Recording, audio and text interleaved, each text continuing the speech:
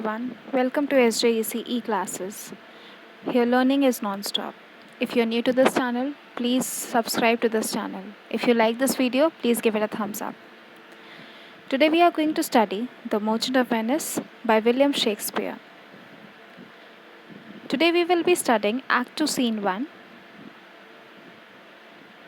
This scene is set in Portia's household, a room in Portia's house in Belmont. Flourish of cornets enter the Prince of Morocco and his train, Portia, Nerissa, and other of her attendants. These characters are present at the beginning of the play. This scene is a short scene. Here, the first suitor of Portia enters to make his choice so that he could marry Portia. The Prince of Morocco, one of Portia's suitor, presents himself to her. He thinks highly of himself, believing that he is extremely attractive to women and boasts about his valor. So, first of all, Prince of Morocco, he is overconfident. He thinks that, of course, he can win anybody's heart, and with that overconfidence, he has come to meet Portia and to woo and marry her. This comic scene, it is a great relief after the tense conversation between Shylock, Antonio, and Bassanio in Act 1, Scene 3. There is flourish of trumpets and the Prince of Morocco enters. His arrival is signaled at the end of Act 1, Scene 2. Portia, Nerissa, and other ladies in waiting are present in a room in Portia's palace, where the Prince of Morocco talks to Portia. The Prince of Morocco is the first of Portia's suitor that the audience or the readers meet. Prince of Morocco is extremely proud of whatever complexion he has, whatever he looks, he is proud of it. He is not at all ashamed of his appearance. He is here to choose among these three caskets. He is here to make his choice. He has come there to make a choice out of these three caskets according to the will of Portia's father, as we have already come to know about it in Act 1, Scene 2 of The Merchant of Venice, that Portia is bound by her father's will. She has to go through this process to get married. The suitor who chooses the right casket, amongst these three caskets, if he chooses the right one, he will be able to marry Portia. So, first of all, Prince of Morocco boasts about his valor and his attractiveness to towards women. Okay, so let's get started with the scene. Mislike me not for my complexion, the shadowed livery of the burnished sun, to whom I am a neighbor and near bred. Morocco says that do not hate me for my complexion. For the complexion I have, do not dislike me or hate me for it. This uniform, this color, this complexion is given to me by the scorching sun. Sun has given me this appearance because I was born in the sun and I am a neighbor to it. I was very close to it and I have been grown up there very closely to it because of his place where he lives. The sun is quite bright there. So he says that do not hate me for that. Bring me the fairest creature northward born, where Phoebus' fire scars thaws the icicles, and let us make incision for your love, to prove whose blood is reddest, his or mine. He says, bring me the person who is fair, a fair skinned person who is born in North Europe, where sun rays do not melt the icicles, and let's make a cut in our body so that we can show it whose blood is redder, who is more courageous, him or me. He is even ready to make incision in his body to show his love, for the sake of love he has towards Portia. He is saying that I will show it, I will prove to you whose blood is redder, that is, who is more courageous. I'll tell thee, lady, this aspect of mine hath feared the valiant by my love. I swear, the best regarded virgins of our clime have loved it too. I would not change this hue except to steal your thoughts, my gentle queen. Prince of Morocco says, I'll tell you, lady, this face of mine has terrified brave men. I swear by my love, the most renowned unmarried girls of Morocco have greatly appreciated him. I would not change this complexion except in order to secure Portia's interest towards him. He is saying that I'm not going to change my complexion for anything, for anyone in this world, except if he has to do so in order to win Portia's interest towards him. Portia, in terms of choice, I'm not solely led by nice direction of a maiden's eyes. Besides, the lottery of my destiny bars me the right of voluntary choosing. Portia says that in terms of choice, I am not at all led specifically by the maiden's eye. I cannot decide on my own. It is not dependent on my wish. It does not lies upon my wish, and she says that apart from that, the game of chance of my fate prohibits me from making a free choice. She says that I am not allowed to make choice according to my free will because this whole system separates me. The casket lottery separates me from making my own choice. Then she says, but if my father had not scanted me and hedged me by his wit to yield myself, his wife who wins me by that means I told you, yourself renowned prince, then stood as fair as any comma I have looked on yet for my affection. Portia, she is very humble. She says, but my father, if he had not limited me, if he had not put bars for my will, then and constrained me in his wisdom to give myself as wife only to the one who wins by this method which have told to you, you yourself, she says to Morocco, that you are a respected person, you are a famous prince, then you would have stood as good as a chance as any suitor I have yet looked upon my affection. She is saying that you also have a fair chance as any other suitor who has come here would have.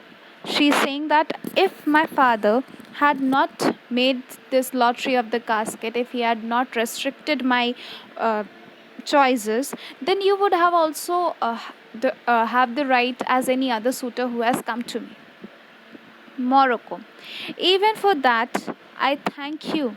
Therefore, I pray you, lead me to the caskets, to try my fortune by this scimitar that slew the Sophie and a Persian prince. So, Morocco says that I thank you for whatever you have said to me, but now I request you to please lead me to the casket so that I can try my luck. Then he says, I swear by the sword. Scimitar is a small sword, short, curved sword. He says, I swear by it, which has killed the emperor of Persia, that won 3 fields of Sultan Suleiman. I would outstare the starest eyes that look, outbrave the heart most daring on the earth, pluck the young sucking cubs from the she bear. He's saying that I am swearing by my sword that has killed the emperor of Persia and a Persian prince and defeated Sultan Suleiman thrice. And he also says that I will look definitely into the boldest eyes, most fiercest eyes. I will look them and I will outstare them. And so that he could prove himself. In order to prove himself, he is ready to do anything. He is even ready to show that he is courageous. He is much braver than the most courageous man on earth. He is ready to remove the young cubs while they are sucking from their she bear. Yea, mock the lion when he roars for prey. He is saying he is even ready to mock, to make fun of a hungry lion, to win the lady, and all of this in order to win Portia. He is saying that he is ready to do anything just for Portia. That is, he's ready to. First of all, he swears by his sword that has already defeated a Persian prince and the emperor of Persia, and also defeated the Sultan thrice. And he's ready to do anything for Persia in order to win her interest. He's saying that I would just uh, fight with anyone, any courageous person on earth. So, by saying all these things, he wants to say that he's quite brave. He is ready to do anything in order to win Portia's love. But alas the while, if Hercules and Lichas play at dice, which is the better man, the greater throw may turn by fortune from the weaker hand. He says, but alas,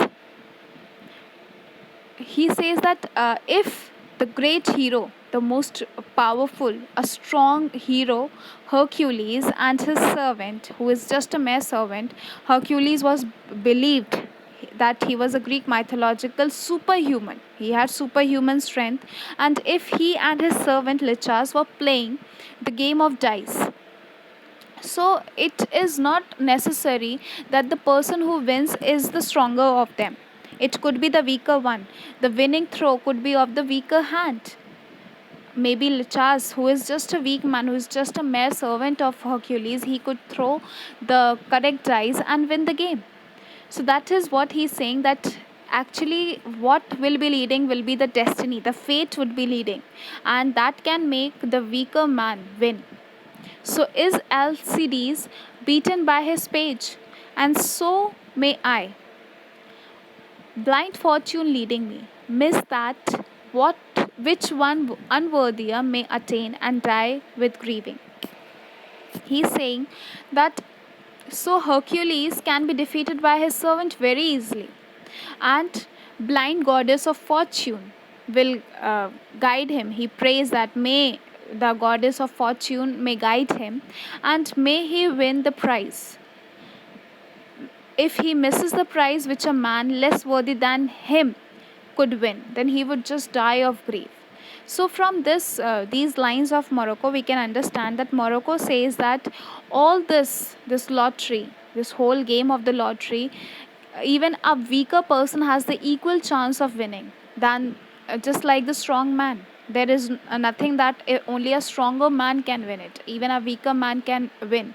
By giving the example of Hercules and Lichas, Prince of Morocco clears this. He says that even though a person is very weak, he still can win Persia.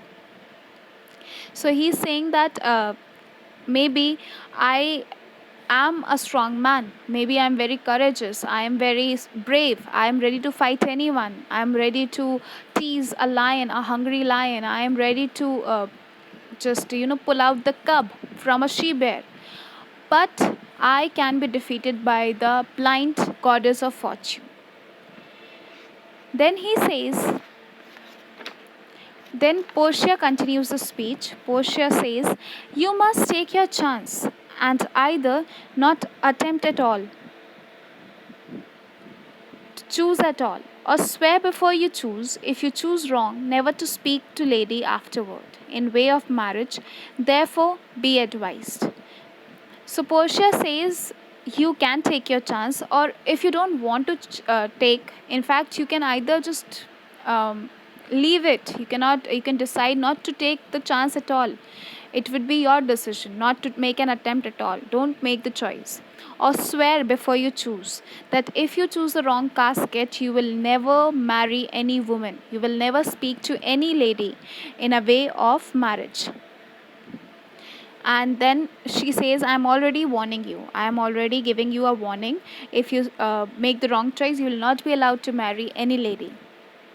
For Morocco, nor will not. Come, bring me unto my chance. Morocco says, no, I'll not. I'll take the chance. Now come, lead me to the caskets. Lead me so that I can try my luck. Portia, first forward to the temple. After dinner, your huzzah shall be made. Portia says, okay, first of all, let's move forward to the temple. And then after the dinner, you can make your choice. Morocco, good fortune then, to make me blessed or cursed among men. Morocco says, may I have the good fortune. I either be blessed or cursed among men. And they all leave the scene. So, as I told you earlier, it is a very, very short scene. And by the end of the speech of Morocco, we come to know that he's ready even to make that hazard, he's ready to take that risk. Portia says that they have to go to the private chapel, which is attached to their house, and they want to go there, and Portia asks him to take the oath before he makes a choice. So it was a part of the whole conditions of the casket which her father has already made. Her father had already put in front of the suitors the conditions that if they want to marry Portia, they will have to make the promise that if they make the wrong choice, they will not allowed to get married to any lady. They will not allowed to speak to any lady in the way of marriage. So from the scene, we can understand that Prince of Morocco, he is quite confident. He is actually overconfident. He has been living uh, in the shadow of the sun, and he consequently prays to Portia that she should not dislike him for his appearance, and his dark complexion is due to his he region. He is from the tropical region, that is why his complexion is like that, and he wishes that Portia should not judge him, should not hate him. And Portia still boosts him up by saying that you stand just a fair chance as any other suitor, as any other men who would come here to seek for her affection. You also have the same chances. You also have got the same affection of mine. If I wasn't bound by my father's will, she assures him that she is bound by the terms of her father's will, and consequently, he stands as good as a chance as any other suitor. The prince thanks Portia for the compliment and continues to boast of his conquest. He is skilled in the use of sword. He slew the king of Persia with the sword that always hangs from his belt. And he defeated the Sultan of Turkey in 3 battles. He then goes on to talk about the daring feats like confronting a she bear when her cubs are torn away from her, or facing a lion when he goes forth for prey. And he also speaks about the blind fortune that may lead him to choose a wrong casket. He says that the prize might be awarded to an unworthy person than himself. So all these things means that Prince of Morocco is smitten by Portia. He is ready to marry her, but because of the casket, he cannot do so until he chooses the right casket. So in this scene itself, we can see the theme of appearance versus reality is one of the significant themes of the play and runs throughout the play. It is harped on in this scene as we see that Portia must not be prejudiced by the color of Morocco's skin, and should appreciate the intrinsic value of his qualities. Though the boastful nature of Morocco makes us lose sympathy towards him, similarly, while choosing the casket, one should not be driven by the outward appearance alone, by gold, silver, lead. One should understand the inscriptions and be ready to give more than to achieve. In that sense, the lottery of the casket is not really a lottery, but a test of character. It is a very, very important thing of this whole play, that the whole play wants to tell us that it does not means it is not only about the appearance. What lies beneath the skin is important. So from in this scene, the theme of appearance versus reality is harped a little. It shows us much more that Portia must look at Prince of Morocco in a much more positive manner. And she even says that, I don't know that is full heartedly or half heartedly, but she says that. So through this, we are conveyed the message that outward appearance is not all. One should not be driven by the outward appearance. One should be a proper judge of a character. And this whole lottery of the casket is not actually the lottery of the casket. As I told in most of my videos, if you have watched it, that it means that this lottery of the casket wants to teach the readers, the audience, that the people who are there choosing the casket, making their choice, have to understand the real meaning of the inscriptions written over there. They don't have to be driven by the appearance alone.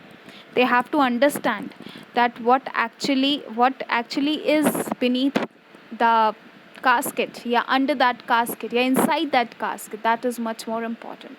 And if they are greedy enough, they won't be able to make the right choice. The scene also provides us information about the lottery of the caskets, such as the people who take part in the lottery of the caskets and make a wrong choice must never think of marrying. This is the reason why the earlier suitors left Belmont without trying their luck.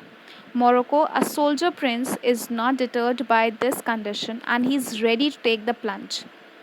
The scene is significant in providing all the information necessary for the lottery of the casket, so that when we see Bassanio arrive for the choice of casket, we are ready with the necessary background.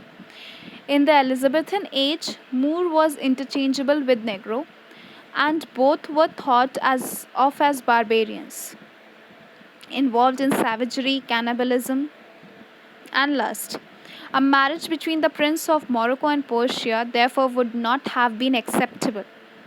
However, Portia is bound by her father's will to marry Morocco if he were to make the correct choice. Such a choice is a measure of a man's inner worth.